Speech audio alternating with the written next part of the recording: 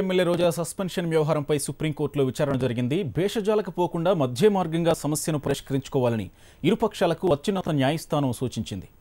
AP అసెంబ్లీలో చేసిన పరుష వ్యాఖ్యలకు రోజా క్షమాపణ చెబుతూ రేపటిలోగా శాసనసభ స్పీకర్కు లేఖ రాయాలని న్యాయస్థానం సూచించింది.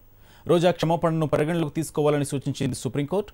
రోజా సస్పెన్షన్పై సభదే తుది నిర్ణయమని న్యాయస్థానం స్పష్టం చేసింది.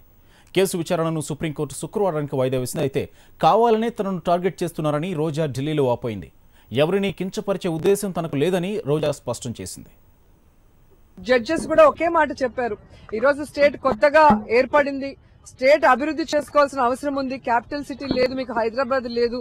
సో ఇలాంటి చిన్న చిన్న ఇష్యూస్ తో మరి ఇలా కోర్టులకు తిరుగుకుంటూ టైం వేస్ట్ చేసుకుంటుంటే అలాగా గవర్నమెంట్ కి గానీ ఇలా కాన్స్టిట్యూన్సీకి కానీ ఇబ్బంది అవుతుంది. కాబట్టి దీన్ని సెటిల్ చేసుకుంటే బెటర్ అని నా ఎక్స్ప్లెనేషన్ గురించి అడిగారు. నేను రెడీగా ఉన్నాను, మా లాయర్ కూడా చెప్పడం జరిగింది.